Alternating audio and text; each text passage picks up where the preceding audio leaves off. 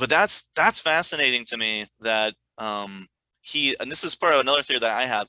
Um, I see the last redoubt as almost like a ship because Hodgson was a sailor, and Right. so if he is on the ship and traveling, and I don't know what kind of sailing he did. I don't know if you're familiar with his biography, but Vaguely. I imagine he would go on some routes like a lot of sailors do. The sailors that I do know, they get really familiarized with these routes that they do, right? Because there's Mhm. this point here, and then there's this thing here, and then there's this thing here, and so you can almost imagine him as being like on a ship and describing everything around, and he's bouncing around to the stern and the starboard and everything. Um, Mhm. I don't know if you think that theory's got any, is it holding any water? Has it got some credence? I think that's a pretty fascinating concept. You know, in both the fact that when you're navigating a ship, you're you're looking for points of interest as well. And yeah, I think that's probably true. I'd never thought of that, but it makes perfect sense. Yeah, you go to one side of the ship, go to the other side of the ship, then you go to the stern. Uh, so yeah, that would kind of explain that whole chapter, actually. Yeah, I can almost see him, That's right? brilliant. He's out on like the bow, right? And he sees some weird rock formation in the distance, and he doesn't quite know what it is, right? And so then he Right, makes a note in his journal, right? You know, the Great Watcher, right? Or right. and then we never get a description of it. Almost, it's the most maddening quality of this book is how sort of little some of these giant monstrosities are described. But at the same Uh-huh. time, that's sort of the joy of the book, also, right? Right. Is the mystery of it. Yeah, Um, and I actually had to come up with more description than he had of of the monsters, just to give you a little bit more. Um, Yeah, talk a little bit more about that because I noticed in his version too, he capitalizes the thing. It's the House of Silence, and he just like moves on. Whereas you actually give us at least a little bit of a description. So where were you drawing that from?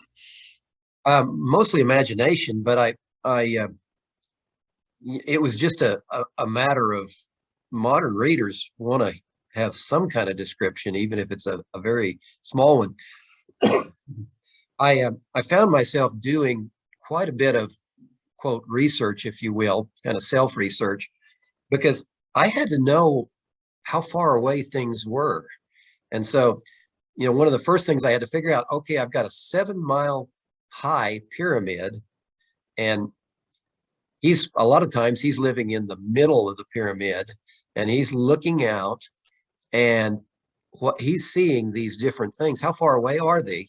And then as he journeyed, how far can he travel in a day? Well, you kind of figure out about how far somebody could travel. Sometimes he's crawling. Uh, Right. but so then you try to There's figure lots out, of crawling and hiding in this book for those of yes. you who are not familiar with it. So how far away is this thing? And then I wanted to know, you know, how tall is this watcher? How, I mean, for me, that maybe that wasn't necessary for the book, for the rewrite, but I needed to know it to be able to figure out, okay, what's going on here, to visualize what was going on, and then I could add things. Now, to be honest, some of the descriptions of the watchers uh, in that book that he published in America, The Dream of X, that was republished a number of years ago with illustrations, and so I Oh, used those as not specifically, but I would kind of look at them and say, well, okay, that might be, you know, sometimes I would use parts of it, not written descriptions, but artistic descriptions of the watchers. okay. So So that where was some of that came a little bit of reality to draw in a little bit. from. Hmm. And for those of people who, if you're not familiar, let me just put up a copy really quickly of the map of the Nightland, which sort of looks like this. There are all these features all over the Nightland. The pyramid of the last redoubt is where sort of we start our journey. And then there's all these different places where he has to travel. And the one that terrifies me the most, and maybe this is because it features as sort of an element of the plot, is this place called the House of Silence. And I'm so fascinated by it because I don't know if it's aliens or are they monsters or are they like robots. I have no idea what created the House of Silence, other than that it terrifies me and it's a terrifying part of the landscape.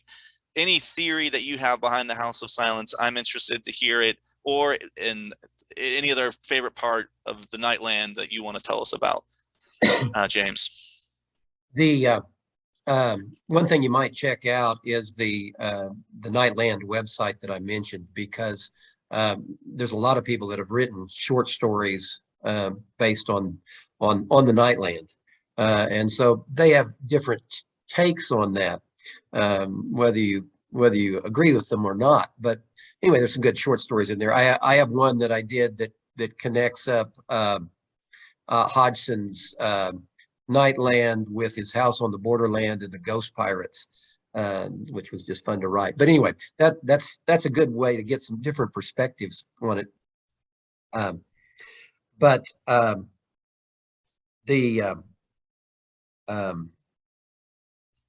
okay, I've lost my train of thought there. Yeah, no, so I'll definitely check out. I've seen the website, and it's almost like a community of writers, right, who are all sort of coming together. And this happened also with Lovecraft, right? People were sort of encouraged to write Lovecraftian style stories, and they've sort of evolved his mythos from, you know, what were just a bunch of weird words, and now there's, you know, people have decided that this is what Yog-Sothoth is, right, and this is what Cthulhu is, and really, maybe Lovecraft knew what those things were, maybe he didn't. So it's an interesting evidence of fans actually sort of manipulating the world and the content, I think. Right. Yeah. Is there a particular place that terrifies you the most out in the Nightland? Oh, that was your original question. Yes. Yeah. The House of Silence, of course, it is terrible, and I was pretty fascinated by that, and not to digress too much, but the two that I think of the most, one is the doors that would open. Andros would be traveling through the Nightland. It would be almost totally dark except for the flames in the distance, and he would hear this creaking of this door open above him somehow, and whatever it was that was up there was so alien that if it discovered him, he was going to die a horrible, horrible death. I thought that was just really well done by Hodgson. The other one that I think is the most moving is when Andros and Nani are basically they've ended up in a valley, and there's this, I don't remember, I think it's called a spinning thing. Anyway, this thing is a force of evil, and it can destroy not just your life, but your soul, your immortal soul. Right. So Hodgson and Nani are trapped. Here comes this force of evil. And at that moment, he has to make a decision. I think he pulls out a knife instead of his discos. I can't remember, but he pushes it toward Nani's chest. He's going to have to kill her to save her soul, and then he's going to have to kill himself. And what a decision to have to make. And then a force of good, which is also inexplicable, never explained in the story. A force of good appears and basically rescues them. But right. It literally makes me emotional to even talk about that scene. I don't know why, but I thought that was brilliant on his part. Yeah, really, the Nightland, it's a place where like kind of anything could happen. It's like a giant, terrible fun house in a lot of ways, right? Yeah. And you just never quite know what's going to happen. And that's part of the joy of reading it. And sometimes it does, maybe it gets like a little hokey to me, but I still love it, even despite those sort of those elements. And in 1912, I don't even know, it's so strange to me. There are a lot of things today that we take for granted that I don't think audiences at the time that people had read this would have even noticed or appreciated, right? This whole idea, it is sort of a knight's journey. I've seen it compared to, there are some modern scholars who are doing a little bit more research with the Nightland, and they're saying that he's got Arthurian influences, right? Because you see he's got his armor and he's got his weapon and he has to go and defeat the evil, but I think it's a very modern story, especially for 1912. I don't know what you think about that. Yeah, I think I'm often baffled by his ability to put all of that together. The individual parts are not, that amazing. But when you think about a guy in 1912 putting all of that together and actually creating a book with it, it's just an incredible thing. I do have to ask one thing though, and that was what was the worst part of the rewrite, or the most like aggravating or tedious part? Because I'm sure at some point you're like, why am I doing this? So Uh, I don't know that I found it tedious. It was kind of challenging, but some of it was trying to figure out what Hodgson meant whenever he did things. And the most confusing part, there's a point in the book where Andros and Nani are traveling together. Pardon me. And they've reached a land where there's a lot of light. And there are also these humped men, big humps on their back, who are very dangerous and wandering around. And Nani kind of loses her mind. And so she gets very willful, and she runs away from Andros. And of course, terrible things happen because of that. Now, I read that and I'm like, what explanation does Hodgson have for her doing this? And the only thing I could think of, and it was only a couple of lines, but I think at that point, here they were, Victorians, if you will, alone together, and she was afraid of losing her virginity. That the temptation would become too great. They were obviously in love, and she would lose her virginity. And I'm like, that's really not going to fly in a culture where we're used to men and women being alone together, right, non-chaperoned. And so the only thing I could think of was that she was dealing with survival guilt and PTSD, because everyone that she had known had died.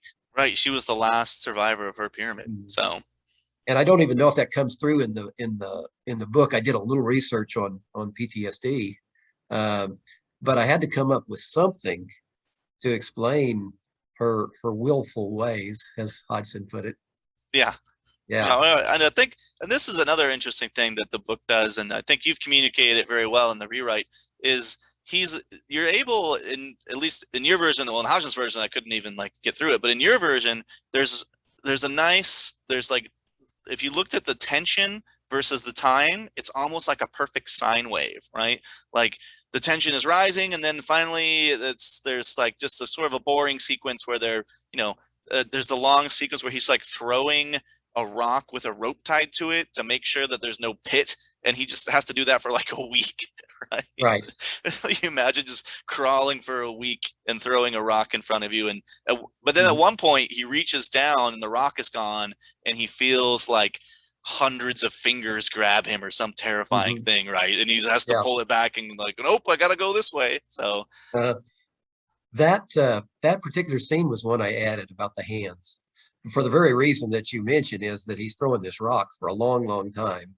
And I thought something needs to happen here.